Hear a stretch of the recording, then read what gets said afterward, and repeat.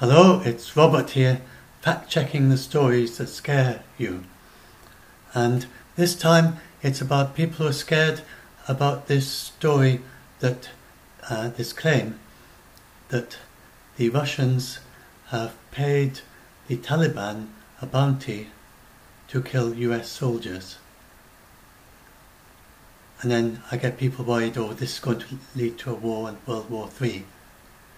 And so first of all, it's just a rumour.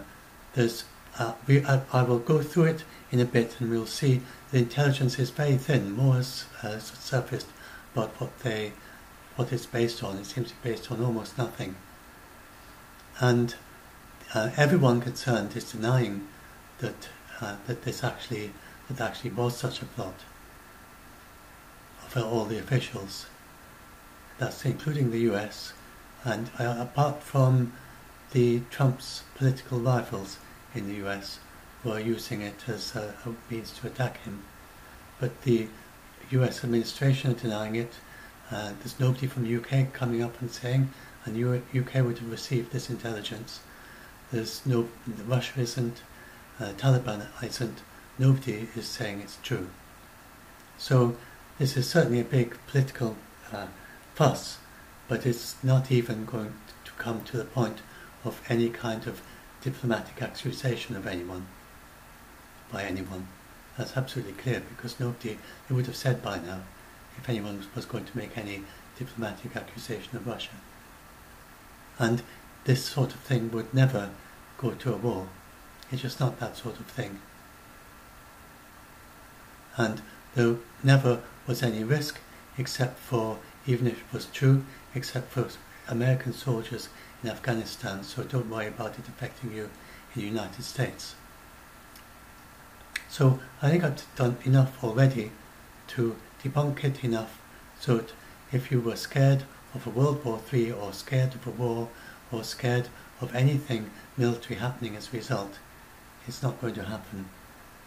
So I'm just going to go on now, talk a little bit more for those interested to kind of dig in a bit further.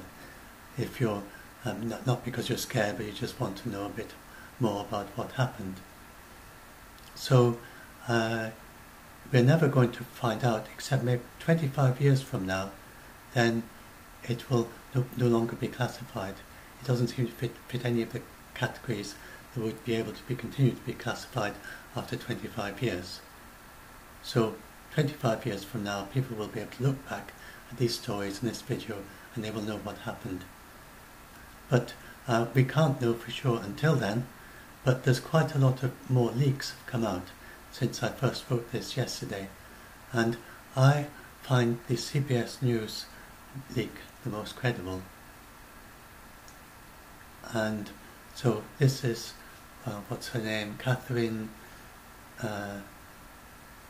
Herridge, and so it's the New York Times and the Washington Post talk about contacts from officials, and she also has intelligence contacts, and she gave a much more detailed account, and I feel her account is the most credible of the ones I've seen. And she says that the CIA have evidence on the ground from Afghanistan which seems to suggest that there was this bounty plot, but the United States intelligence has many different. They have the satellite observations, they have the eavesdropping of signals and so on, and these often produce conflicting. They often have information about the same event, but conflict. And when that happens, then it then gets assessed. There's a kind of, what did she call it? She called it her Connection Intelligence Report, and there was one in February 2020 according to her intelligence, which seems very detailed, and this is used to assess how reliable the information stream is. And when there's a conflict between the different intelligence agencies and different ways of obtaining intelligence, in this case the CIA and the NSA, who eavesdrop on signals and have intelligence about how the different groups operate. And she says that the CIA came up with one intelligence, the NSA came up with a different intelligence, and the NSA said it was not credible. The NSA said it doesn't fit their intelligence from their intelligence stream of the way that the Taliban operate. And then the NSA also said that that there isn't enough information, it isn't possible to go into the information stream from the CIA to find anything more to make it more credible in that way. So the NSA don't find it credible, and it just wasn't the weight of evidence that was needed, bearing in mind that in their view it doesn't fit the MO of the Taliban. So for that reason it never, according to her, it never went into any higher level, and it would never have been brought, if in a situation like that with the conflict between two agencies, it would never have been shown to the Vice President or the President. There's an awful lot of information that never does go that far because there's vast amounts of intelligence. And the problem is that if you raise it with the Vice President or the President, it then becomes a policy matter. And that automatically gives it more weight than it should have if it is like this and it's a conflict. So that's her opinion. And she also was asked about the background as to why this was unearthed now when the whole thing happened back in February. And she says that there's a split in the right approach to Afghanistan. The US want out as officially the Trump pledge, but then the other elements in the US and the Europeans want the United States to stay in the US, in Afghanistan. So it's not surprising it comes to the fore at this moment in time, because there are elements both in the US and in Europe especially that want to keep the US in, and this could be a reason for the US to stay in. So it can well be a politically motivated league. And so now we go to what the New York Times say, which I don't find so credible because it conflicts with the CBS, and I find the CBS more detailed and more credible. So when you've got two conflicting things like that, then either the New York Times is right or the CBS is right. They can't both be right. The New York Times say it got into the President's daily briefing, but he may never have read it. Now it could be that it got into the briefing, but he never read it. That could be, but it sounds from the CBS account that if it was as conflicting as their sources say, it would never go into the President's daily briefing. So I find it hard to believe, if the CBS are right, that the CBS didn't directly contradict the New York Times, but based on what the CBS said, I find it hard to believe that it got into the President's daily briefing. But if it did, then the New York Times goes on to say themselves that President Trump famously doesn't read his daily briefing.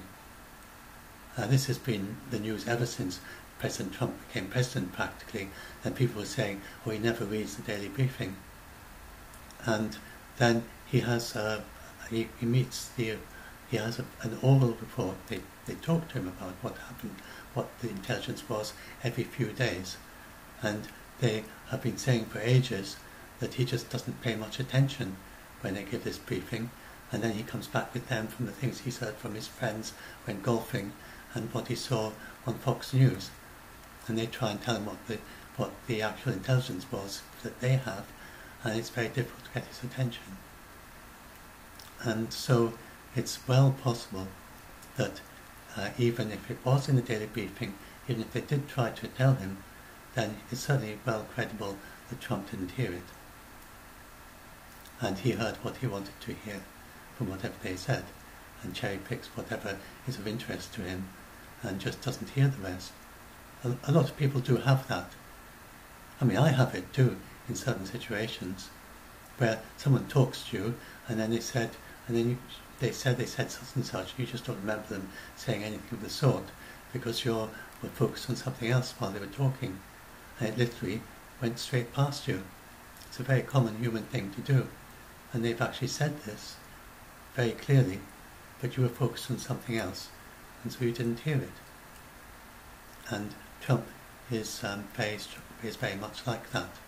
He's got very strong filters, and he just doesn't hear things, even if it's said very clearly to him. His mind would maybe hear the actual words, but it never goes to a higher level of processing where there's any thought, and it never goes into your long-term memory or even your short-term memory. It just goes straight in as words, and like I say, in at one ear and out the other. You literally never process it. And this can happen. So that is another possibility. And so now we go to what they actually said. So first of all, just out in the New York Times bit, I'll say it anyway. Oh, yes, I've got it written down on the page. I'm not sure where on the page, but that's a bit about the Russians are fostering ties with the Taliban. That is true, but that doesn't mean that the Russians are using the Taliban to attack the US. That's a big step up to go from that to that. So remember, the US are also fostering ties with the Taliban. They just developed a peace treaty with the Taliban. And the Russians see the Taliban because they control more than half of Afghanistan. And Afghanistan is close to Russia. And then the problem of ISIS cells in Afghanistan, and Taliban have said clearly that they do not support ISIS. So collaboration with Taliban is a way to fight ISIS in Afghanistan, and ISIS is a direct threat to Russia. So Russia have very good reasons to foster ties with the Taliban, and they also see that the US are leaving Afghanistan, and they have to foster ties with the Taliban because they will be the people they have to deal with in the absence of the US.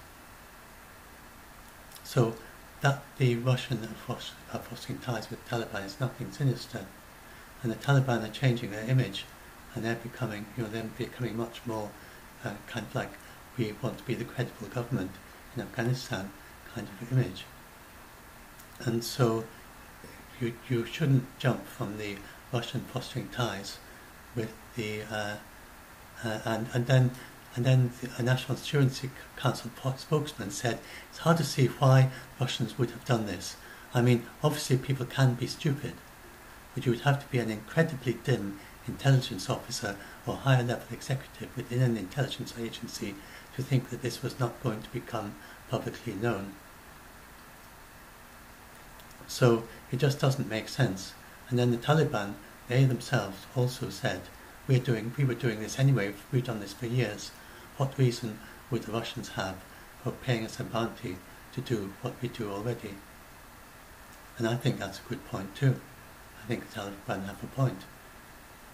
There's no motive for the Russians to do this, because the Taliban do it already. And then if you go and look at what the CIA, that is, even if the Russians did want the Taliban to attack the United States soldiers, and there's no evidence that the Russians do have that motive. Indeed, that seems a very perverse thing for them to want to do too, because the Russians want the United States to leave. If they were to pay bounties for the Taliban to attack US soldiers, that would be a reason for the US soldiers to stay, because the US soldiers have made it, and as a condition of the peace plan, that for 145 days, that there's nothing military, there's nothing of this sort going on in Afghanistan. As long as the Taliban are attacking the US are going to feel they should stay there. They're not going to go away because some of the American soldiers are killed by the Taliban. That's not how it works. So there's zero motive for Russia to sponsor the Taliban to attack the US. It just doesn't make any sense at all, to my mind.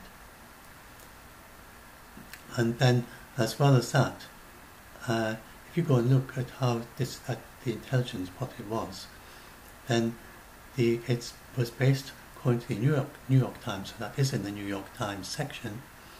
According to the New York Times, see if I've got it written down here somewhere, was based on an investigation of deaths of 3 Marines killed near Bagram Air Base when a vehicle laden with explosives hit their truck.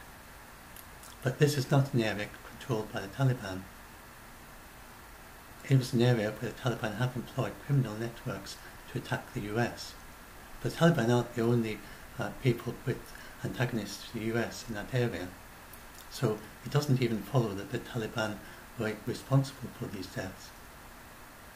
And if it was the Taliban, they would have employed a criminal network to attack the US. So there would be an indirect link. It wouldn't be a direct link.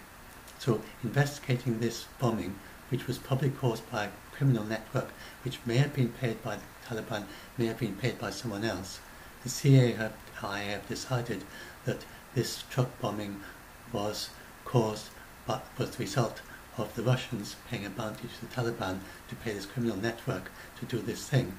And it's two things removed. So it seems very slender evidence. Whatever they have, obviously we don't know what the actual evidence is, what the paperwork is, but it seems a very indirect train. And then, even if it was traced all the way back to some Russian official paying something to some Taliban, then you have rogue elements, and this is the point the CBS make. You have rogue elements within Russia. It's well known. You have that even in the United States. You can get that to some extent, but definitely within Russia, it's not so such a hegemony, not so directed from above as the Western sometimes think. Putin is not in charge of everything that happens in Russia. There are many different factions, and some of them are not at all keen on Putin's ideas, and sometimes these do rogue operations. There's no reason to be at all. And this came up with the poisoning in the UK, where where there were all these different possibilities, and one of the possibilities was that it was a rogue Russian operation that could have actually killed people in the United States, in the UK. I don't think we've got to the bottom of what actually happened, but that's still a possibility. So certainly it's possible for a rogue operation to pay someone to kill US soldiers for their own reasons, which may not align with with Putin's motivations and politics. So that's another possibility. But it's too slender to even say that.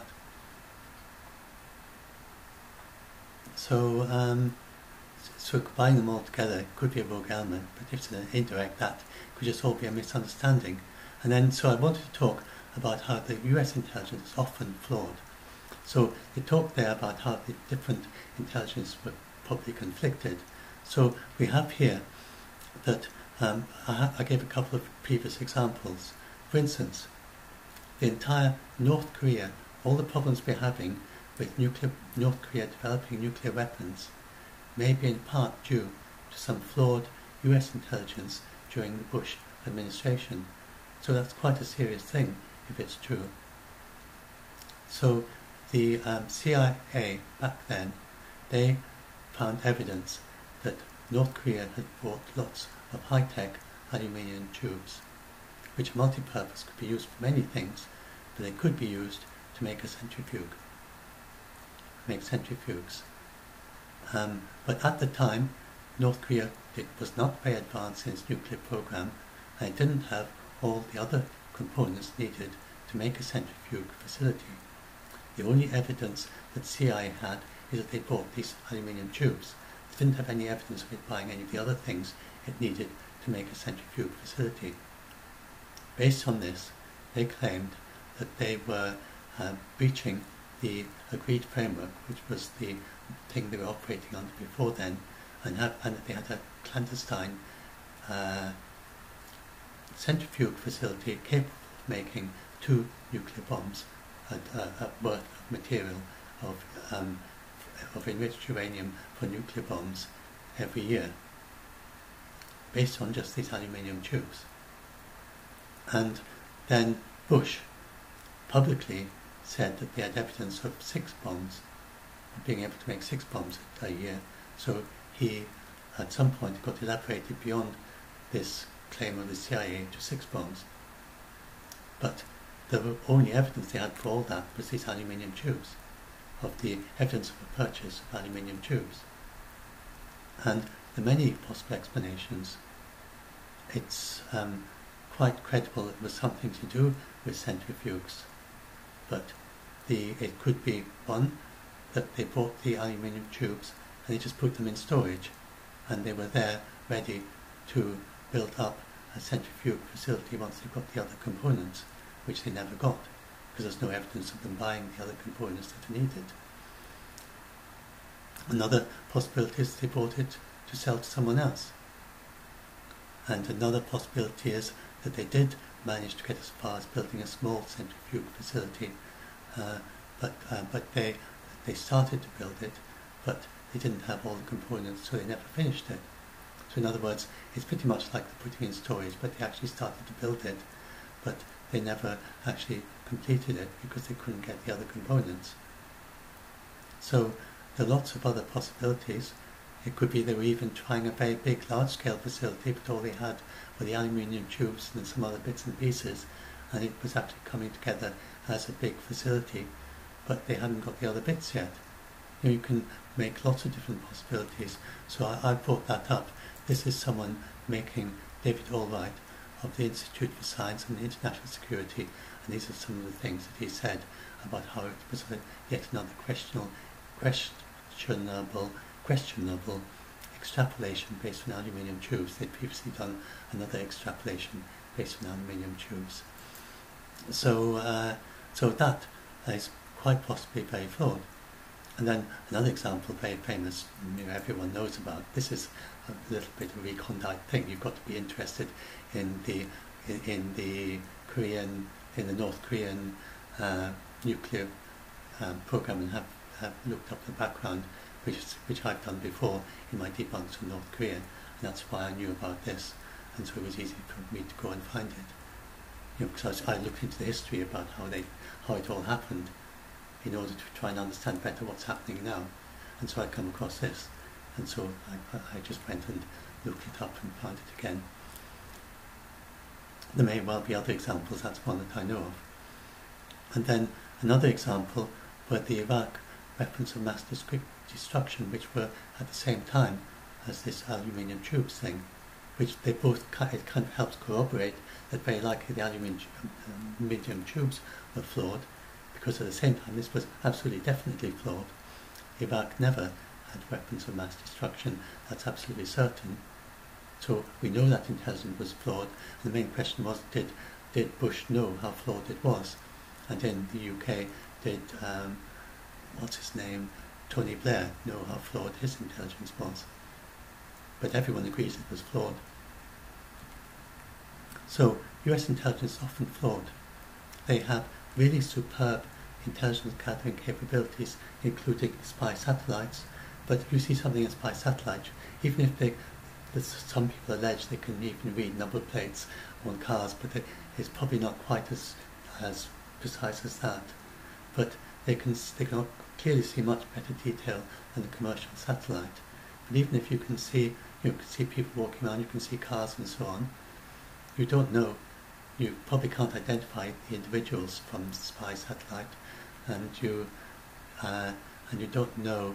You see a car, but you don't know what's in it. You don't know what's happening underground. You don't know what's happening in forests. You don't know what's happening inside buildings, and then it's very difficult for them to infiltrate. It's not very easy for a US intelligence officer to infiltrate the Taliban, say.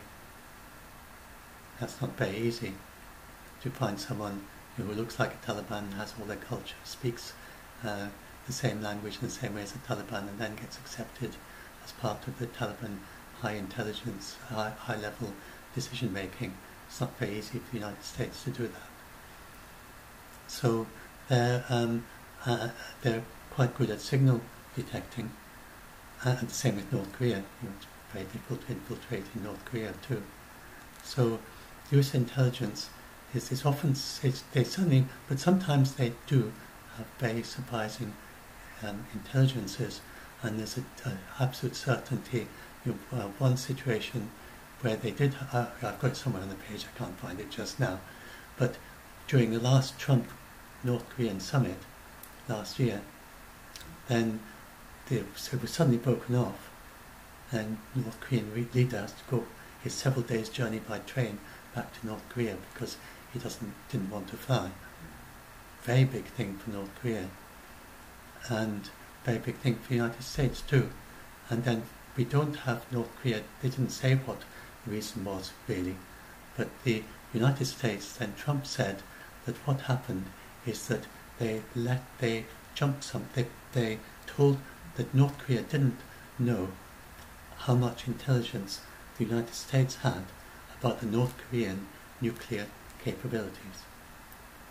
So in the middle of that summit, it's pretty clear, Trump actually said it in the press conference afterwards in just about as many words, that I'm just sort of interpolating just very slightly, but he said that North Korea was surprised by the US intelligence, and it's pretty clear that the US had got something they'd got up their sleeve that they didn't tell Kim before the meeting.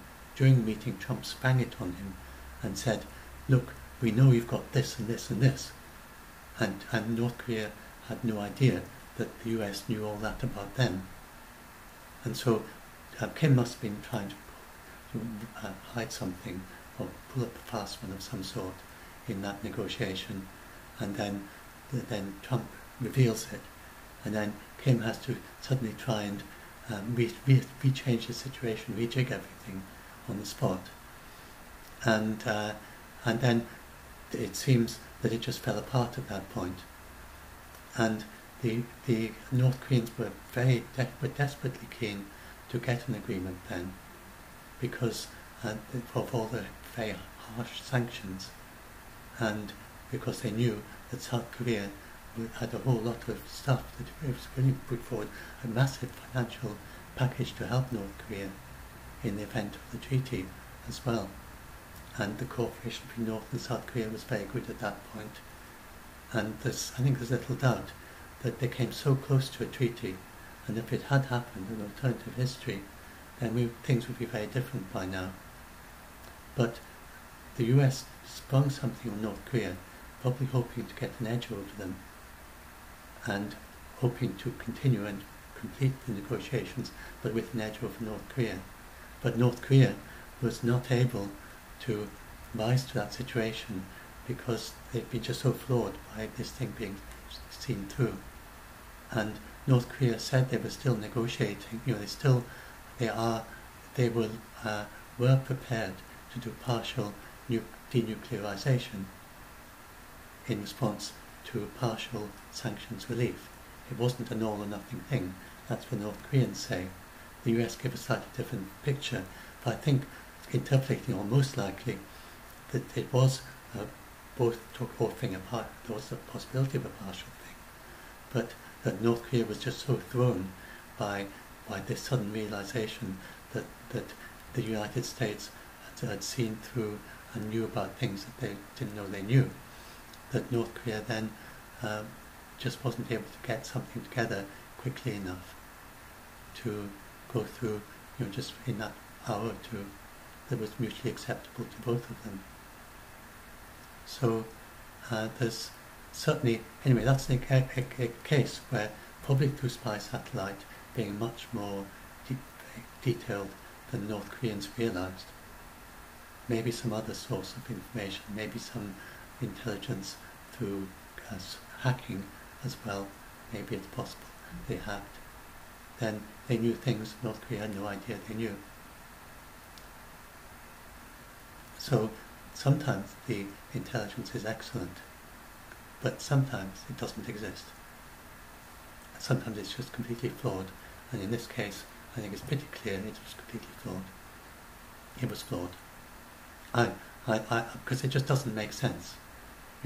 That's my own personal opinion. Just putting everything together, It doesn't make sense for the Taliban, it doesn't make sense for Russia. Even a rogue element would have to be very stupid to do this.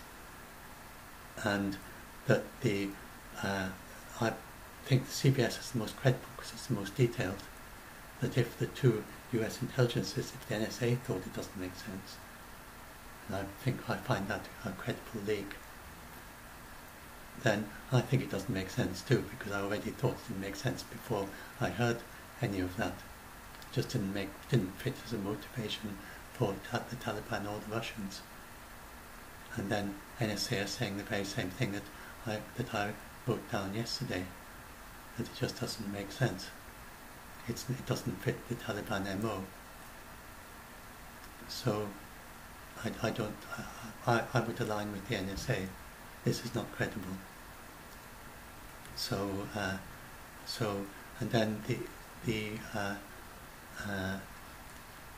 US and Taliban signed this peace deal a little while back, and they've got 145 days or something to. The Taliban are not in total control of Afghanistan. There are many regions of Afghanistan they're not in control of at all, by the criminal elements and other organisations. But the Taliban made this peace deal with the US, and they're doing the very best they can to make sure that there's nothing violent happens, like US soldiers being killed. Because if they can get the whole of Afghanistan to agree on that, and to do that, even though they're not in control, then they have the huge prize for the Taliban. The US are going to leave. And this is their last opportunity for the US to leave. I mean, it might be. They don't know. They don't know that Trump is going to be re-elected. And if Joe Biden was re-elected with the US still in Afghanistan, it's not likely that he would withdraw, because this is it's not a common thing in the United States. It's a uniquely Trump approach that he wants the US to withdraw. So this is the Taliban's one opportunity for the US to withdraw from Afghanistan, as far as they know. If Trump is re-elected, they may have more opportunities, but if he isn't, then it's their last opportunity. So it's extraordinarily unlikely that the Taliban are going to do anything that involves killing of American soldiers in Afghanistan. So this alleged intelligence is from before, is about events that supposedly happened before the peace deal. So even if it was true, if it was true, it would be a rogue element almost certainly in Russia. It doesn't make sense that Putin would have ordered this. He's not. Putin is not stupid. It would have to be someone very dim to order this. And one thing that Putin is not is stupid. He is very shrewd. So there's no way that Putin ordered this. It is possible that a rogue element ordered it, but I think that's extremely unlikely. And so there's nothing here to worry about. So again, that is me giving a personal point of view. In my personal assessment, there's absolutely no way that Putin, you could say he's ruthless, he's got lots of other things about him, but he is not stupid. And he wouldn't do such a stupid thing as this. That is my personal view. And then with the NSA, it doesn't fit the Taliban MO either. So it just doesn't make sense at all, in my view. And it being raised now as being leaked just now, it seems there was a genuine flawed intelligence. I'm sure it's flawed, but it being leaked now rather than back in February suggests a political motive of whoever did the leaking. And the likely political motive is to try to keep the US in Afghanistan, which many Europeans want and many in the United States want. Trump is rather unique in wanting the US out of Afghanistan. So we do have a motive for this leak as well, that some US people could have the motive for leaking it and making sure it gets to the newspapers. So we have a motive for that as well, and that again helps to kind of, a not credible source being leaked for political motives. It's a very common thing to happen. So that's my view. But anyway, there's nothing at all to be scared of. and then just to tell, just to whether or not that's true or not, that's my personal view for what it's worth. Make of it what you like. But there's certainly there's no way that we will know in 25 years from now, at which point, if I'm still alive, I will be 110, I think. So it's I suppose it's a remote possibility that I will find out if I was right or not. But anyway, that with increasing life expectancy, but 110 or 111. Anyway, that's so. Anyway, but it's not going to go anywhere politically, and there's nothing. You've got nothing to worry about personally, and there's no way there's ever going to be a war thing, and the World War III thing is absolutely ridiculous. Any kind of war, it's not that sort of thing. So, hopefully you're much less scared now for any of you who were, and if you want to help people who are scared of this sort of thing, do join my Facebook group, the Doomsday Debunk group on Facebook. I'm a fact checker there, and admin of it, and lots of other fact checkers there can help you, and people with various levels of expertise about all sorts of things from their own understanding and knowledge, and also people who are good at checking the facts, and if you do join and you want to help as a debunker, then please only comment if you, based on something you know, or good evidence like I'm doing now.